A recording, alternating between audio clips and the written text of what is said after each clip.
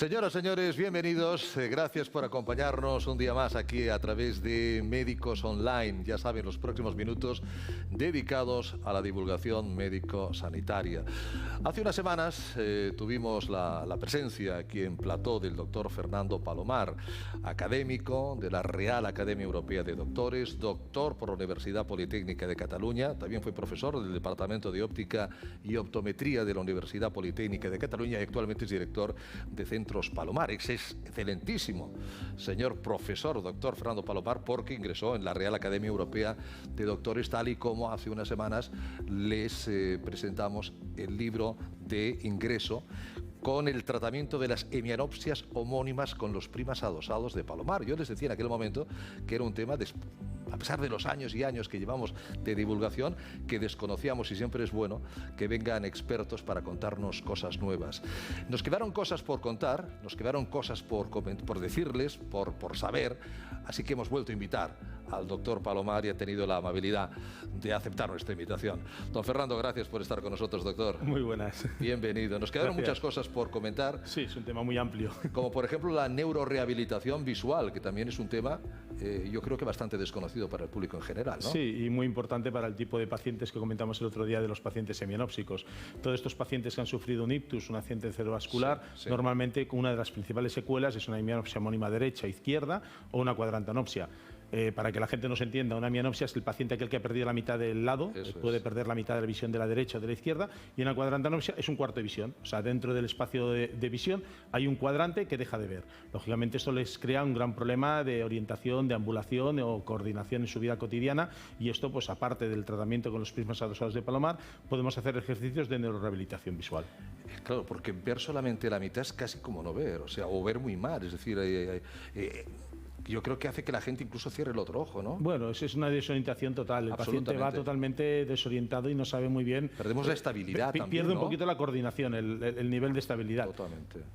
¿Y qué son los programas de neurorehabilitación visual, doctor Bueno, Palomar? pues como hemos comentado, todos estos pacientes normalmente sufren un accidente a nivel de córtex occipital, que es la área de integración visual, y entonces lo que nosotros hacemos son unos ejercicios de estimulación. Son unos ejercicios de estimulación que lo que hacemos es estimular la mácula. Sí. Al estimular la mácula, la vía visual genera la imagen que recibe la mácula, la transmite a través del nervio óptico, toda la vía visual, el quiasma, cuerpo geniculado lateral y hasta el área occipital, donde se forma la integración visual. Entonces, a la hora de estimular esta mácula, lo que estamos haciendo es mandar señales continuas de la zona que él no percibe, de esa zona del campo visual que ha perdido, esa parte occipital que no nos da una respuesta neuronal, no nos da una respuesta de la señal que recibe, pues estamos mandando continuamente señales eléctricas. O sea, la visión se traduce a través de los sistemas nerviosos por estímulos eléctricos. Entonces, al tener esa secuencia continua de esa estimulación que le llega a esa área occipital que no funciona, pueden pasar dos cosas.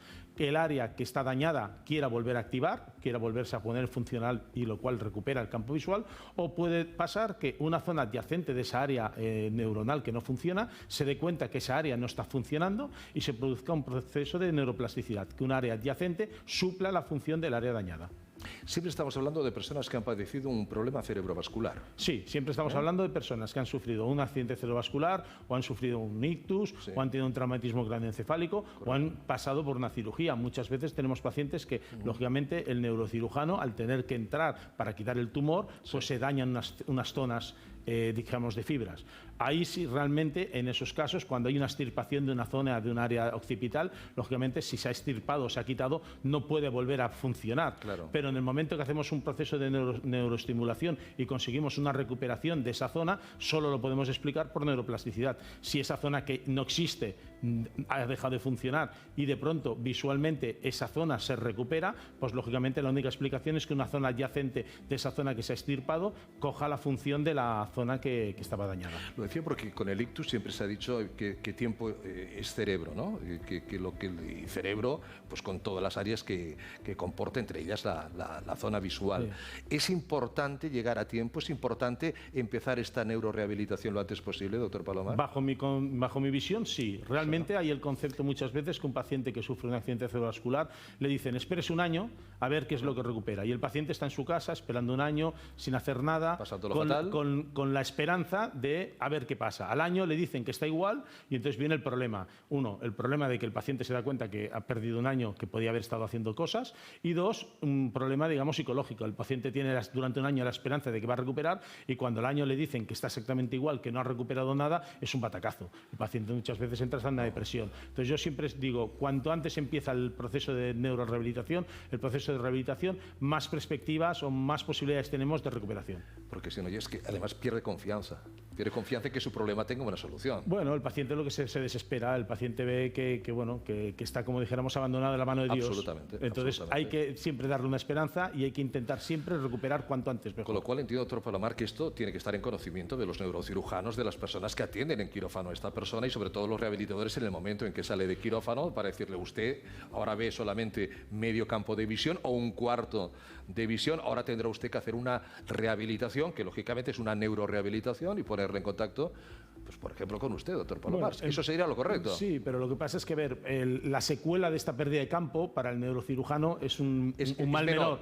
Es una minucia, o sea, estamos hablando de que le ha salvado la vida al paciente. El paciente ha sobrevivido a ese problema, con lo cual esa pequeña secuela que para el paciente luego se convierte en el problema principal, inicialmente pues no se le da una importancia. Es una cuestión de prioridades, efectivamente. Totalmente. Primero salvarle la vida al paciente, totalmente, pero luego salvarle la calidad de vida al paciente, ¿no? Bueno, yo pienso que hay que mejorar la calidad de vida del paciente. O sea, si el paciente se le puede dar un proceso de neurorehabilitación que puede mejorar su capacidad visual, puede mejorar sus movimientos sacádicos para compensar la pérdida de campo, puede mejorar su percepción de la parte funcional, sea más funcional. La mayoría de estos pacientes que han perdido una parte sectorial de campo también normalmente tienen una pérdida de visión binocular. La visión binocular es el cerebro superpone las dos imágenes, el ojo derecho y el ojo izquierdo, y cuando tenemos una buena superposición de esta visión binocular, tenemos una buena visión en profundidad, una buena estereopsis. Normalmente, cuando el paciente ha perdido una parte sectorial de campo, el paciente tiene una mala visión binocular. ¿Qué pasa? El cerebro está acostumbrado a superponer dos imágenes, de pronto el cerebro se encuentra solo con dos medias imágenes, esta superposición le cuesta hacerlo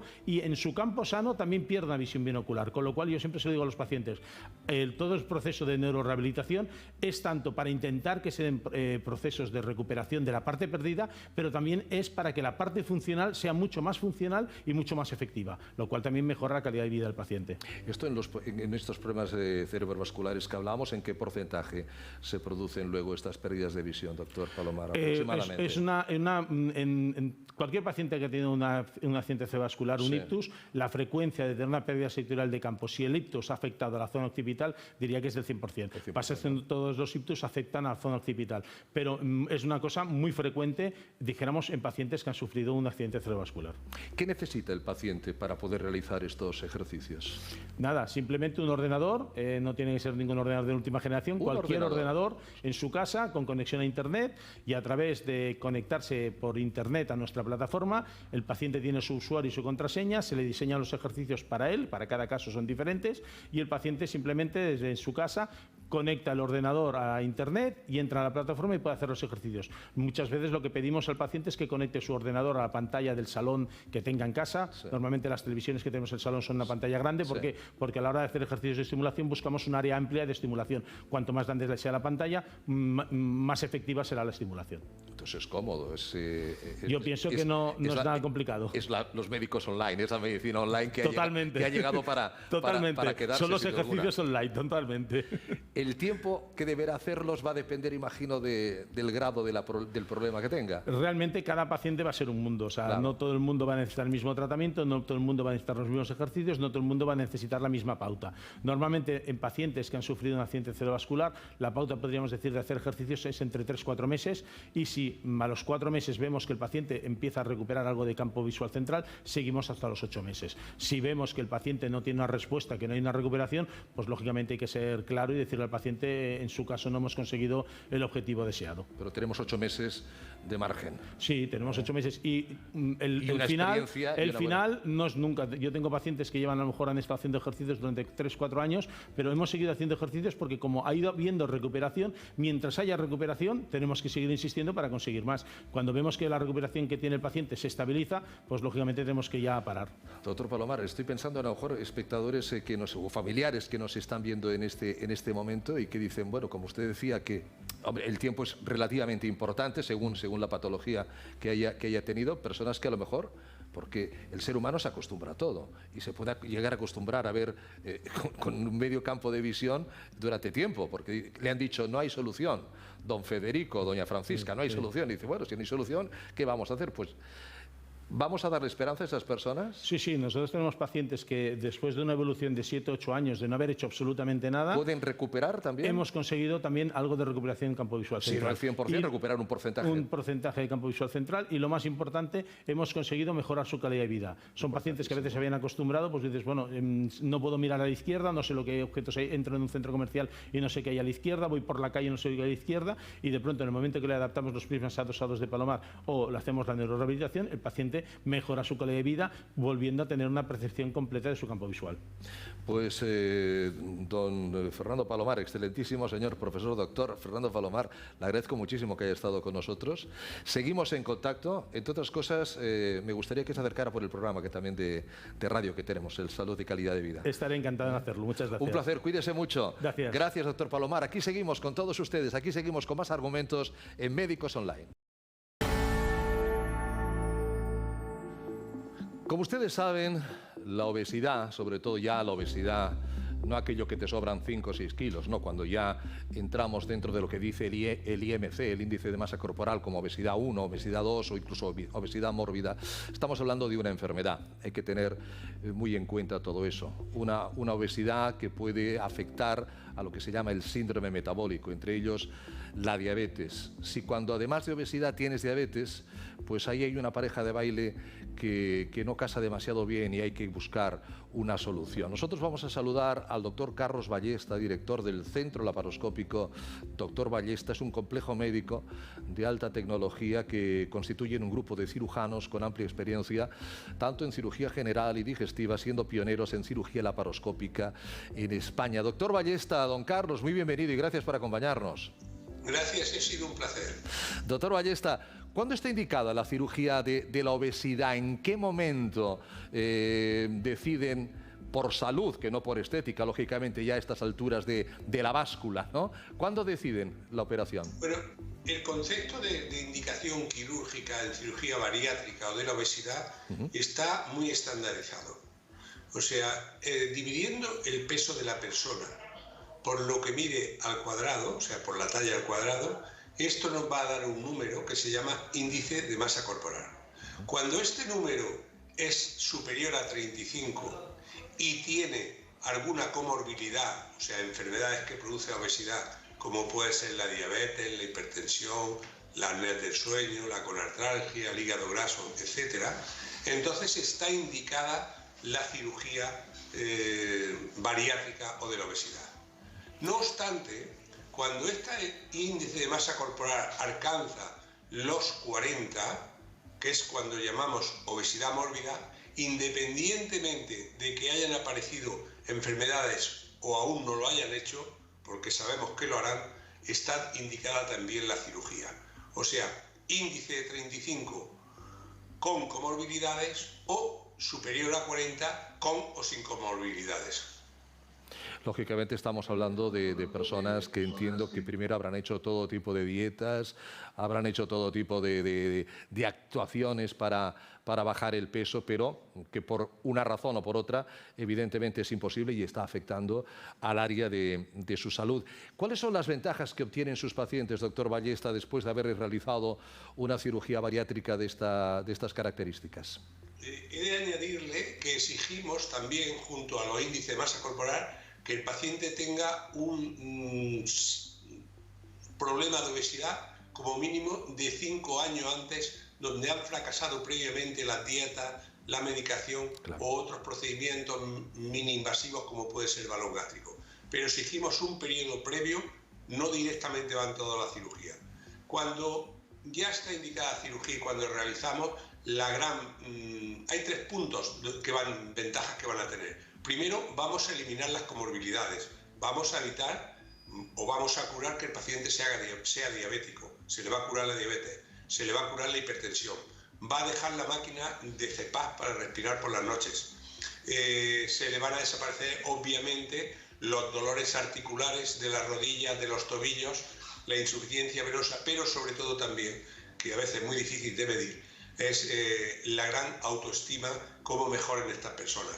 Personas que estaban encerradas en su casa, que se encontraban encerradas en su propio cuerpo cuando pesan 150 kilos, salen a la calle, tienen una actividad física que es muy importante también mantenerla y son otras personas. La cirugía no solo te libra de las enfermedades comórbidas como son diabetes, etcétera, sino además que te libra de tu propia cárcel, que es el cuerpo que te tiene atrapado, sobre todo cuando pesas 200 o 250 kilos, que son gente que está encerrada en casa. Claro, como usted dice, doctor Ballesta, en el momento en que entiendo que cortamos un trozo de estómago, ahora nos lo explicará si resumido esto es una cirugía bariátrica o ponemos una funda, ¿no? Le hacemos un lazo para que la cantidad de estómago sea menor. Y en ese momento también estamos mejorando todo ese síndrome metabólico que usted comenta, diabetes, hipertensión, etcétera, etcétera. Lo estamos solventando todo a la vez. Sí, se está empezando. Sobre todo la diabetes, tenemos casos muy espectaculares de gente diabética que realizándole, porque no solamente hay una operación para tratar la obesidad, no todo el paciente se le puede hacer o se le debe hacer la misma operación. Hay que hacerla en función de su índice de masa corporal y de las comorbilidades que conlleva, y valorando los pros y los contras de esta cirugía. Pero lo que sí que es cierto es que se benefician inmediatamente, sobre todo de la diabetes. Es común gente que está con insulina, que al día siguiente de intervención se ha normalizado el azúcar y ya no necesita insulina. Esto es lo más llamativo o espectacular, pero la pérdida de peso va viniendo posteriormente y dura casi un año, dependiendo del peso. O sea, al principio se pierde mucho, pero posteriormente se va más lento, aproximadamente entre 12 y 16 meses en lo que dura una pérdida de peso. Obviamente depende insisto, de los kilos que se han de perder, claro, y sobre todo del índice de masa corporal. Claro. No es una pérdida urgente, cuanto más lenta se pierda y cuanto más incorporemos al paciente a su vida de actividad física normal, mucho mejor para los resultados. Pero lo más llamativo es que la diabetes y la hipertensión, todo esto desaparece muy precozmente. ¿Se puede llegar a hablar, doctor Ballesta, de una cirugía de diabetes de adulto, de diabetes tipo 2 o no? Sí, obviamente. Sí. Nosotros somos un centro de referencia reconocido por la IFSO a nivel internacional. Sabemos que de las operaciones que se hacen para la diabetes, para la obesidad, algunas curan la diabetes y otras no. Sí. Eso le llevó a la IFSO, a la Federación, al pedirnos como centro de referencia, ¿por qué no operáis a aquellos pacientes que son diabéticos pero que les sobran unos cuantos kilos? Esto se llama diabesidad. O sea, diabetes más un poco de obesidad. Sí. Modificamos la operación y efectivamente se curaba la diabetes y perdía esos kilos. Y posteriormente nos pidieron, ¿por qué no operáis pacientes normopeso, o sea, que no tienen obesidad, pero que sean diabéticos tipo 2? Modificamos la operación a lo que hoy llamamos una cirugía metabólica para la diabetes y curamos la diabetes, no es que la tratamos, curamos la diabetes sin que pierda peso el paciente. Con unas medidas tan espectaculares que gente que está con 100 unidades de insulina la mañana siguiente no necesita ninguna. Parece un verdadero milagro la cirugía de la diabetes propiamente dicha. Claro, por lo que está contando el doctor Ballesta, es decir, gente que no hace falta que en este caso tenga obesidad, sino normopeso, que pese lo que tiene que pesar, pero de mayor ha debutado a los 50, a los 60, con una diabetes tipo 2, está pendiente de una insulina, está pendiente lógicamente de unos hábitos alimentarios que tiene que cambiar, de unos ejercicios. Eso lo podemos solventar en un acto quirúrgico. ¿Qué criterios tienen ustedes, doctor Ballesta, para...? Porque claro, un diabético dirá, hombre, me interesa conocer más aspectos de esta técnica. ¿Qué criterios facilitan a una persona el ser incluido en este tipo de cirugía? Primero, nosotros tuvimos un premio internacional por las investigaciones que hicimos sobre la diabetes y el péptido C. Esto el Ministerio nos reconoció estos trabajos de investigación, pero tenemos unos protocolos muy estrictos. Primero, que sea una diabetes difícilmente controlable, o sea, que haga picos, que la hemoglobina glicosilada esté muy alta, por encima de 8, 9, pero sobre todo que sea una diabetes tipo 2, que sea de larga duración y que necesite, que no responda al tratamiento. Pero para asegurarnos que el resultado va a ser bueno, hacemos un análisis específico que es el péptido C. Si el péptido C está por encima de 1, sabemos que la respuesta a la cirugía va a ser buena. O sea, criterio de inclusión es diabetes tipo 2, mala respuesta al tratamiento médico y péptido C por encima de 1. Entonces, es la indicación de la cirugía y obtenemos muy buenos resultados. Cuando dice usted una diabetes de largo tiempo, acótemelo. ¿Cuántos años hablamos? Bueno, normalmente que es cuando empiezan a ir mal, entre 2 y 3 años. Al principio, si es una diabetes que se puede controlar con metformina, bueno, con un antidiabético oral, no le recomendamos la cirugía. Si fracasa el antidiabético oral o si tenemos una glicosilada muy alta que dificultan su control, entonces sí que podemos valorarla. Pero generalmente la gran mayoría, la inmensa mayoría, son personas que no responden al tratamiento, precisan insulina, pero aún tienen reserva pancreática, que es lo que medimos con el péptido C. Cirugía de la obesidad, cirugía de la diabetes, avances para enfermedades crónicas que afectan y evidentemente dificultan la salud y la calidad de vida. Doctor Ballesta, don Carlos, ha sido un placer tenerle con nosotros. Cuídese mucho y hasta pronto. Gracias, ha sido un placer también para nosotros colaborar con ustedes y esperemos darle pronto una buena noticia, porque hay que hablar también de la diabetes tipo 1, donde estamos haciendo implantes de células madre, que son las que tienen los niños, y que esto va a ser una gran revolución. Ya estamos en fase de estudios clínicos. Pues quedamos pendientes, don Carlos, para hablar en otro programa de esa diabetes tipo 1, de esa intervención de la diabetes tipo 1. Gracias, doctor, un fuerte abrazo, cuídese. Ha sido un placer, gracias. Hasta luego, igualmente. Ya ven, avances en medicina que les contamos aquí, a través de Médicos Online. Mire, vamos a empezar la próxima entrevista con un título: La estructura gobierna la función. ¿Qué significa? Lo vamos a saber inmediatamente en voz y en imagen del doctor David Ponce, especialista en osteopatía, es director del centro que lleva su nombre, Clínica Osteopática Doctor David Ponce. Doctor Ponce, bienvenido y gracias por acompañarnos. Muchas gracias a vosotros por la invitación. La estructura gobierna la función. ¿Nos puede resolver el enigma? Muy fácil. Esta es una frase de uno de los médicos osteópatas célebres en la historia de la osteopatía, el doctor Lucas Championner.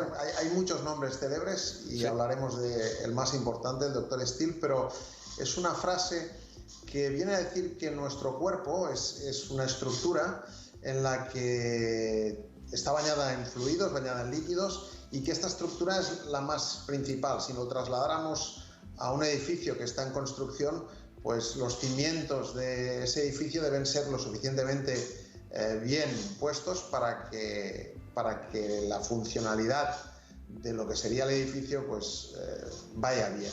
Por lo tanto, esa estructura la concretamos mucho en la columna, pero evidentemente estructuras hay más, y la estructura quiere decir que cuando esta estructura falla, las funciones que se derivan de ella también pueden fallar. Claro, somos un esqueleto bañado en fluidos, eso hemos de tenerlo en cuenta. Sí, somos un esqueleto bañado en fluidos porque de alguna manera todo nuestro organismo, si hacemos alusión a la composición corporal, pues nos damos cuenta que tenemos un porcentaje altísimo de agua, ¿no? Un 70%. Evidentemente ese agua se transforma en diferentes tejidos, ¿no? Los órganos, las vísceras, pero sobre todo tenemos aproximadamente entre 4 y 5 litros de sangre, pero entre el líquido intersticial y linfa estamos hablando de 8 o 9 litros. Y ese líquido tiene que moverse a través de los diferentes mapas y diferentes capas que tiene nuestro organismo. Y esa fluidez de movimientos vienen de un poco de la propia historia de la osteopatía, donde Steele, que es el padre, este sí que es el padre de la osteopatía, o el que puso el nombre de osteopatía a esta medicina tan peculiar y que pues es algo joven, porque estamos hablando de 200 años de historia. Pero de alguna manera él hacía la analogía mecánico-agrícola. Si uno tiene un huerto y lo quiere regar y hay obstrucciones de piedras, hierbas que están molestando, pues ese agua no va a llegar para que nudra a todas las partes de ese campo. Lo mismo pasa en nuestro organismo. Donde hay bloqueos o hay disfunciones mecánicas, no van a dejar un buen paso de la sangre, de la linfa y los líquidos intersticiales, como hemos dicho, el líquido extracelular o el propio líquido líquido cefalorraquídeo que circula a través de nuestro cerebro y nuestra columna. Estoy seguro que son muchísimas las patologías, muchísimas las afecciones que ve el doctor Ponce, que se ven en la consulta de un buen osteópata, pero intuyo que el dolor, como siempre, será pues uno de las estrellas, ¿no? Y si hablamos de dolor, pues el dolor de espalda, pues seguramente esté jugando en Liga de Champions, ¿no? Sí. ¿Qué puede hacer? ¿Juega en Liga de Champions? Diga. ¿Qué puede hacer realmente el osteópata con un dolor de espalda que no pueda hacer un analgésico, que no puedan hacer otras especialidades?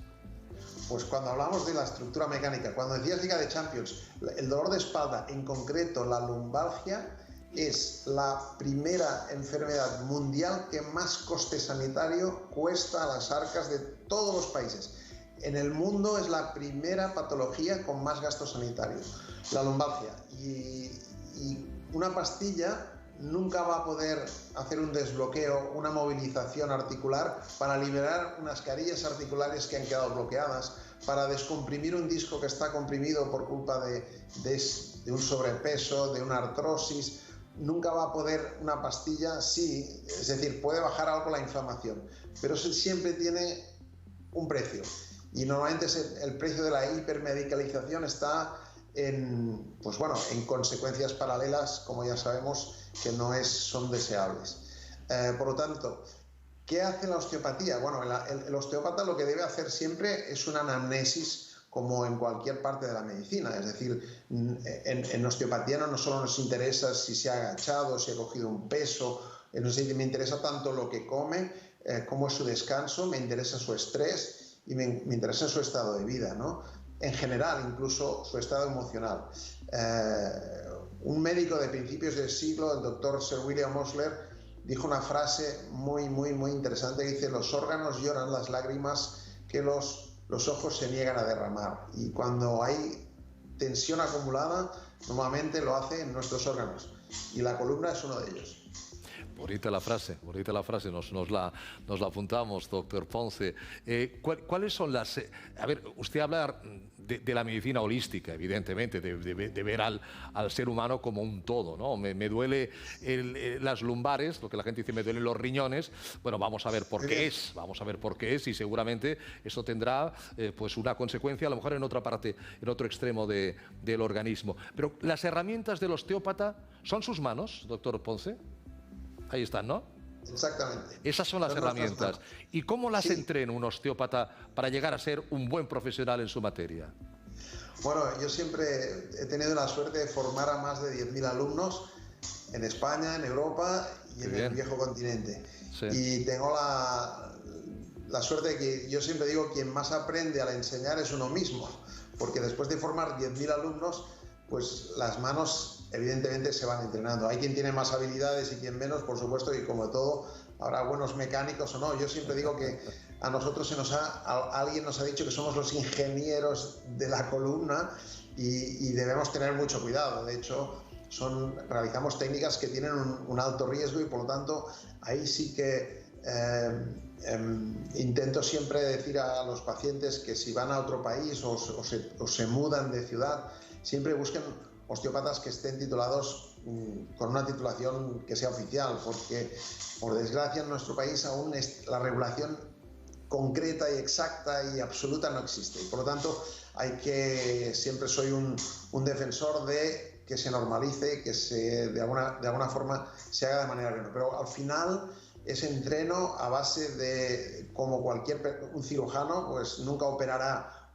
su primera apendicitis igual que la 10ª o la 1000 apendicitis, ¿no? Eso es experiencia. Pero me parece muy bien, doctor Ponce, que diga que hay que saber en qué manos te estás poniendo, ¿no? En qué manos pones lo más preciado que tienes, que es tu salud. Las manos, como bien decía el doctor Ponce, esas son las herramientas. Y la gente puede pensar, hombre, si son manos, pues tampoco me va a hacer daño. Bueno, pues cuidado Cuidado que cada año hay lesiones. Cuidado que según lo que toquemos y como lo toquemos, doctor Ponce, es decir, no vale cualquier mano. No vale cualquier mano, es decir, hoy hemos de saber que la iatrogenia es la tercera causa de muerte en el mundo, es la muerte por actos médicos, ¿de acuerdo? Con lo cual, debemos hacer un autoexamen, normalmente muy asociados a las medicaciones, pero no debemos olvidar que el mandamiento hipocrático del primum non nocere, ¿no? El primero, no dañar.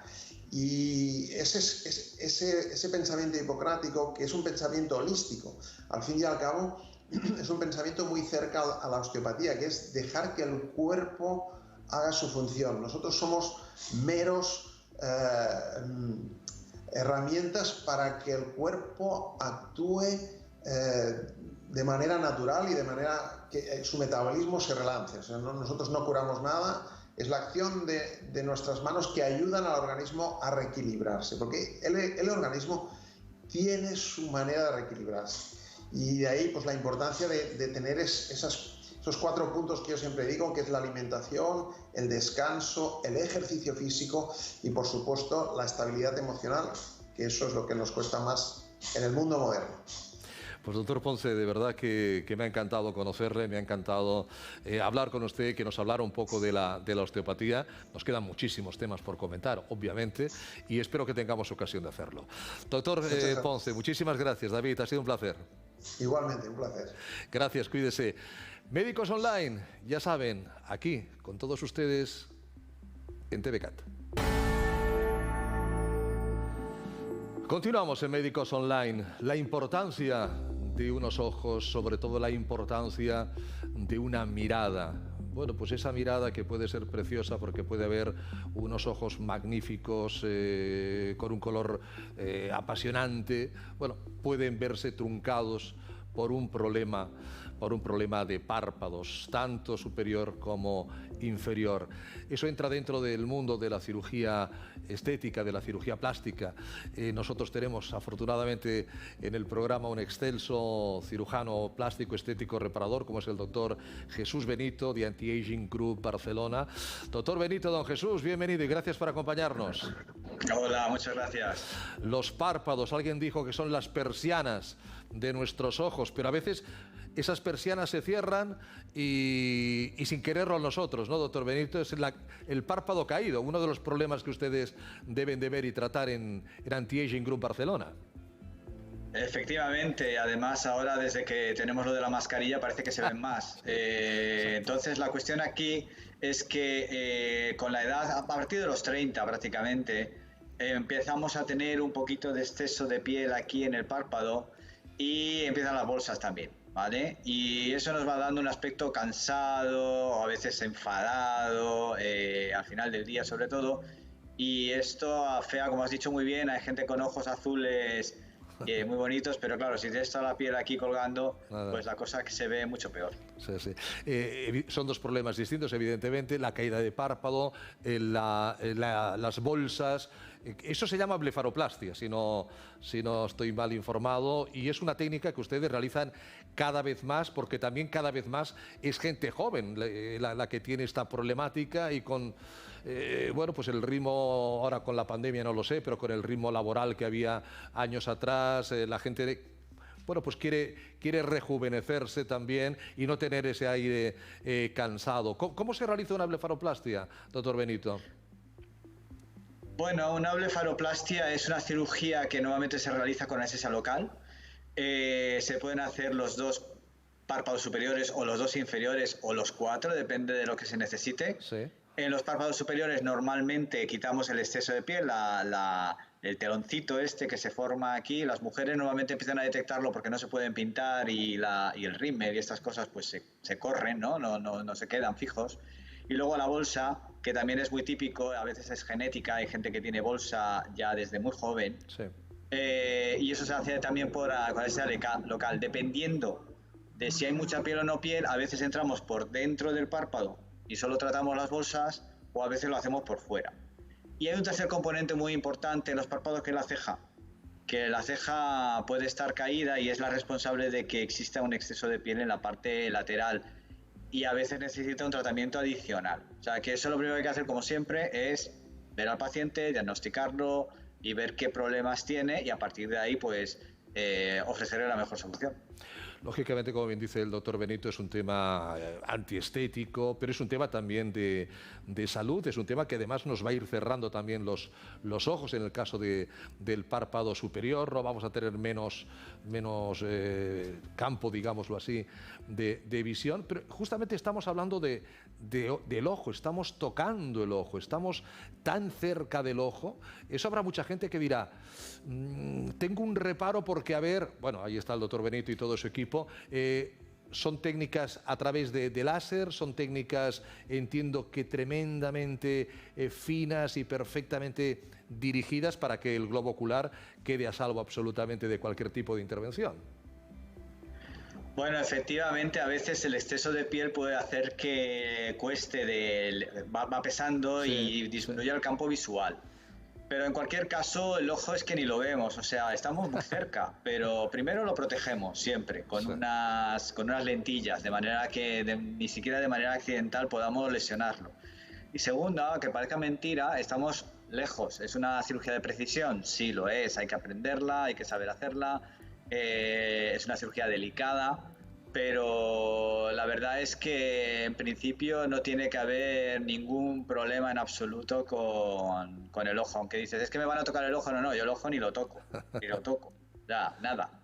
No solamente no lo toca, sino como dice, está lejos, está muy lejos el ojo del párpado en lo que es la cirugía a día de hoy. Los resultados deben ser espectaculares, doctor Benito. Cuando salen de esa intervención, aunque sea con esa anestesia local, luego, ¿qué tipo de precauciones y durante cuántos días hay que tomar, doctor? Bueno, siempre recomendamos al menos una semana estar fuera de lo que es el entorno social laboral, porque llevas unas tiritas en el párpado superior, en el párpado abajo, vas a estar humorado un poquito y entonces en la primera semana, pues nada, a partir de la primera semana quitamos los puntos y luego con un maquillaje se puede resolver bastante bien. Si se lleva lentillas, se recomienda no llevar lentillas y gafas, y la gafa también oculta un poquito el efecto de la inflamación. La verdad es que el párpado se recupera muy rápido, no duele, es un poco molesto, incómodo por el tema de las tiritas, pero se recupera bien, se recupera rápido. Ahora tenemos además un montón de pomadas que ayudan a que no haya prácticamente morados, a proteger el ojo durante los días siguientes para que no se seque. O sea que con un pelín de cuidado una persona puede estar ya trabajando perfectamente a la semana, y un ejercicio físico intenso en vida normal, más o menos en 2 semanas ya se está haciendo. Luego, por supuesto, lleva un tiempo más hasta ver el resultado, pero en un mes te estás viendo bien, O sea que la verdad es que la cirugía de párpados tiene una recuperación bastante rápida y enseguida se ven los resultados. Ya no tener la piel aquí colgando o las bolsas, ya cambia tu mirada radicalmente. Cambia la mirada y cambia la salud y la calidad de vida del paciente, ¿no? La autoestima incluso del paciente. Estamos hablando, doctor Benito, de una cirugía definitiva, es decir, no van a volver a aparecer las bolsas, no se va a volver a caer el párpado, o eso está en manos de la naturaleza de cada uno. Pensaba que ibas a decir está en manos del Señor, pero... Iba a decirlo, Ya te he visto la intención, pero no, en principio es una cirugía, sobre todo la de las bolsas, que por regla general no hay que volver a hacer. Claro, es cierto que uno sigue envejeciendo y esto va a sufrir cambios. Es más probable que caiga la ceja y tengamos que hacer algo en la cola de la ceja con respecto al párpado que tener que quitar piel de nuevo, ¿vale? También es cierto que depende de cómo se cuide uno, del trabajo que tengas. Si estás trabajando todas las noches o tienes trabajos muy estresantes. Por ejemplo, hay habido políticos que se han operado las bolsas y han vuelto otra vez a salir. Políticos muy conocidos, además. Y esto puede causar que vuelva a salir, pero es muy raro. O sea, normalmente una blefaroplastia raramente se repite, ¿vale? Se puede hacer alguna modificación, como digo, cejas, rellenos en la parte de abajo porque nos vamos descolgando. Pero raramente se repite. ¿Importa el tiempo que lleves con esa blefaroplastia para que el resultado sea más eficaz o menos, doctor? ¿En qué sentido? Es decir, yo tengo blefaroplastia desde hace 15 años, por ejemplo, y todavía no me he atrevido a operarme. Ahora me atrevo porque escucho al doctor Benito y me merece confianza. ¿O es una blefaroplastia de un año? ¿Hay diferencia entre operar un año o 15 años? No pasa nada, no, depende del paciente, es más un tema anatómico de ver lo que te encuentras que el hecho de los años o de la edad. Hay cosas que evidentemente, si yo opero a alguien a los 30 años, pues lo más normal es que opere las bolsas, si lo opero a los 50, pues tendré que quitarle piel. Y luego pues el hecho de esperar más o menos, no tiene mucha trascendencia, en realidad en cuanto la haces pues ves que ha habido una mejora. También tiene que estar indicada, porque hay gente que viene preguntando y dices, hombre, todavía no toca. Entiendo por lo que estamos comentando, ¿no? que es una de las operaciones de cirugía estética de la cara, del rostro. Yo insisto, hombre, está la nariz, lógicamente, los pómulos, pero de las más agradecidas que debe de existir para el paciente, por el aspecto físico que se ve, ¿no? El cambio. Porque se ve además enseguida, es decir, no necesitas esperar muchísimo tiempo, claro. Cuando pasa un par de semanas como mucho, ya te ves bien. Luego, por supuesto, claro, todas las cosas necesitan un poquito más de tiempo, el edema, la inflamación, pero por regla general, o sea, como yo digo cuando vienen por aquí, de repente tienen las luces largas, ya los ojos se ve, además es curioso, pero los primeros que se suelen operar de párpados es gente que tiene ojos azules, es decir, claro, tienen los ojos bonitos, ¿no? Claro. Y enseguida, claro, les operas y es que vuelven a tener una expresividad que habían perdido, y eso es, por eso es tan agradecida, porque además, y más ahora que estamos todo el día aquí enchufados al Zoom y a las cosas estas, o tienes la suerte como tú, que te seguro que te habrán maquillado y tienes los focos bien colocados, o nos vemos fatal aquí delante de la cámara. No, es cierto que ahora con la sociabilidad online, digámoslo así, que, bueno, como este programa, Médicos Online, pues hay mucha gente que tiene que dar la cara, que antes evidentemente lo hacía solamente para sus conocidos o sus compañeros de trabajo, nada más. Y ahora se está viendo con otro tipo de gente y, bueno, pues que tiene que dar un poquito de apariencia, digámoslo así. La cirugía de los párpados, cuanto antes mejor, resultados magníficos. Me ha parecido oír antes, doctor Benito, que no hay dolor postoperatorio. No duele. Es un poco incómodo en algunos casos, por la que, claro, si te cascas unas tiritas aquí encima y no puedes mover bien los párpados, pues molesta. Pero la verdad es que los pacientes no suelen necesitar prácticamente analgesia más que a lo mejor las primeras horas, después se ha acabado. O sea, se quejan más de incomodidad que de dolor. Una maravilla. Pues ahí está el trabajo del doctor Jesús Benito, cirujano plástico, estético, reparador de Anti-Aging Group Barcelona. Como siempre, doctor Benito, ¿qué voy a decirle? Que muchísimas gracias, que es un placer y que le espero cualquier otro momento. Gracias, doctor. El placer es mío, gracias. Hasta pronto. La cirugía de los párpados, con sus soluciones, sus buenas soluciones. Médicos Online. Embarazo. Es el tema que vamos a abordar en los próximos minutos. Ese gran momento cuando sabemos que estamos embarazados, ¿no? Ese embarazo deseado, evidentemente. Una alegría, aunque me cuentan que con lo del COVID ha bajado muchísimo el número de embarazos. Cuando hay un embarazo, siempre es, oye, que vaya lo mejor posible, es igual que sea niño o niña, lo importante es que lo que venga bien. Cada embarazo es un mundo y, lógicamente, hay embarazos con complicaciones, hay embarazos con problemas. De eso queremos hablar con un gran experto, ginecólogo, especialista en ginecología y obstetricia del Centro Institut de la Dona. Y Dona también es consultor del Servicio de Medicina Materno-Fetal del Hospital Clínic de Barcelona. Me refiero al doctor Jordi Bellart Alfonso. Doctor Bellart, gracias por acompañarnos. Bienvenido. Muchas gracias. El embarazo. Buenos días. El embarazo, alegría por un lado, temor por otro. Tenemos 9 meses por delante, que todo vaya bien, que no hayan complicaciones. ¿Cuáles son las más frecuentes en un embarazo, doctor Bellart, por su experiencia? Bien, primero decir, para no asustar a nadie, que lo más normal y lo más frecuente es que los embarazos vayan bien. Efectivamente. Sin embargo, sí que hay ciertas mujeres que, o porque ya tienen una patología previa o sin tener una patología previa, pueden tener complicaciones. De complicaciones tenemos muchas y variadas. Las podríamos quizás dividir entre las que afectan más al recién nacido o al feto y las que afectan más a la madre. Hablando primero de las que afectan al recién nacido, probablemente una complicación frecuente y según en qué semana se produzca es de una gravedad importante, es la prematuridad, que nazca antes de tiempo. Esta sería evidentemente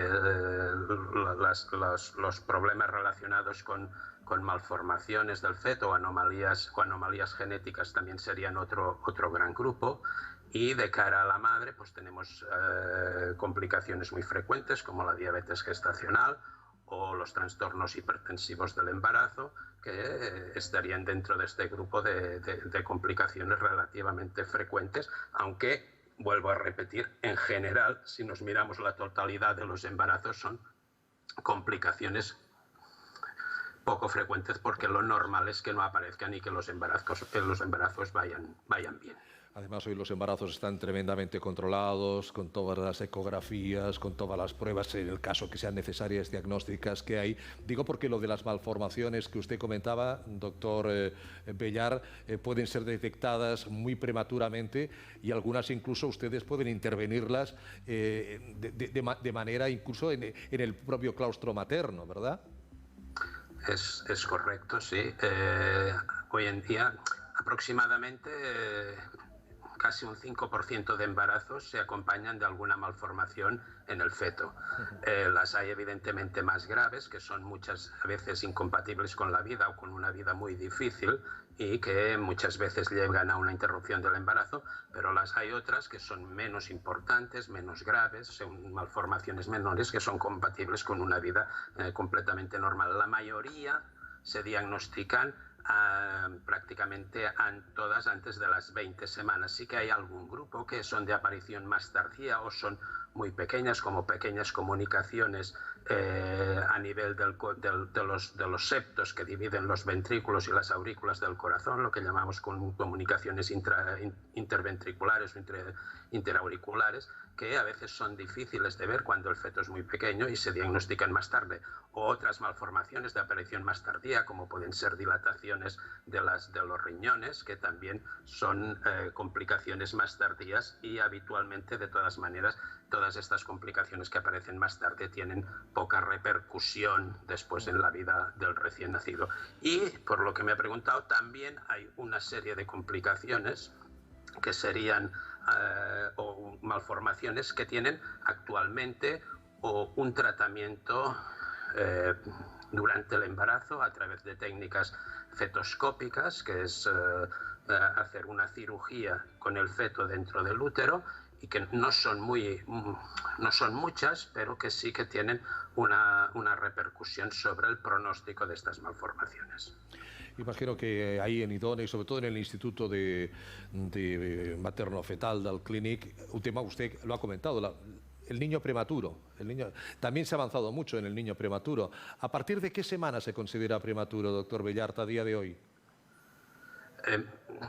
Habría que diferenciar lo que es el embarazo, lo dividimos en diferentes partes. A partir de las 22 semanas y de un peso fetal estimado de 500 gramos, ya entramos en la fase de prematuridad. Otra cosa es lo que llamamos los extremos de la prematuridad, o los extremos más bien de la viabilidad fetal. O sea, aunque podemos decir que un feto prematuro es aquel que nace a partir de las 22 semanas, a las 22 semanas, hoy por hoy, aún no son viables estos fetos. Actualmente se considera el límite de la viabilidad fetal a partir de las 23-24 semanas, si no hay otros factores interrecurrentes que podrían empeorar el pronóstico. A partir de las 22-23 semanas sería el límite de la viabilidad. A partir de aquí, cada semana que pasa, cada día que pasa, aumenta la probabilidad que este feto sobreviva y aumenta la probabilidad que sobreviva sin ningún tipo de secuela que le pueda condicionar el resto de su vida. Ahí está. Yo conozco niños de 26 semanas, que dices, muy prematuro, pues han salido y 2 años y medio, y de momento absolutamente magníficos. Son los avances de la ginecología. Pero ahí la mamá dice, ¿y yo cómo me he de cuidar para que no pase esto? No es culpa de la mamá, evidentemente, es la naturaleza la que conlleva. La mamá puede tener una diabetes gestacional, puede tener una preeclampsia. Por cierto, ¿qué es la preeclampsia, doctor Bellar? La preeclampsia es una de las complicaciones que es relativamente frecuente, alrededor de un 3% de la población de embarazadas tienen preeclampsia, pero que depende de la semana que aparezca, es una complicación extremadamente grave para la madre y grave para el feto. La preeclampsia es una alteración a nivel de la placenta. La placenta no se forma de forma correcta, debido a diferentes motivos que sería ahora largo de explicar, pero al no formarse esta placenta correctamente, por una parte puede afectar al feto, haciendo que éste sea más pequeño y por tanto se asocia a lo que llamamos la restricción del crecimiento intrauterino, pero aparte esta placenta anómala, que no se ha formado del todo bien, segrega una serie de sustancias que a nivel de la madre le producen una lesión en todos los órganos de su cuerpo. Los riñones, el cerebro, el corazón, etc. Los síntomas clásicos son el aumento de la tensión arterial, la presencia de proteínas en la orina, lo que llamamos la proteinuria, y otros signos que son pues signos por afectación cerebral, que puede ser dolor de cabeza, ver lucecitas en la vista, alteraciones a nivel de las pruebas que nos dicen si el hígado está bien o mal, o sea, aumento de las enzimas hepáticas, etc. Puede afectar a cualquier órgano y la única solución posible para este proceso es la finalización del embarazo y el extraer esta placenta, que es la que produce todo esto. Claro, aquí nos encontramos con un problema que podemos sacar la placenta, pero si el feto es muy pequeño, irá bien para la madre, pero no irá bien para el feto. Y entonces, de aquí, pues se tiene que hacer lo que llamamos un tratamiento conservador de la preeclampsia, intentando alargar unas semanas el embarazo para poder hacer que este feto madure lo suficiente para que pueda nacer con unas ciertas garantías de que sobrevivirá y estará libre de lesiones, y esto hacerlo sin empeorar el pronóstico materno, por supuesto. Nos quedamos con lo que decía al principio, doctor Bellar. La gran mayoría de embarazos no tienen problemas y van magníficamente bien. Un placer, doctor Bellar. Nos han quedado muchas cosas. Lo intentaremos hacer en cualquier otro momento. Gracias, doctor. Un fuerte abrazo. Muchas gracias a ustedes. Ha sido un placer. Y con el doctor Bellar, con la ginecología, con la obstetricia, ponemos el punto y final hoy a esta edición de Médicos Online. Como siempre, gracias. Cuídense mucho. Hasta el próximo programa.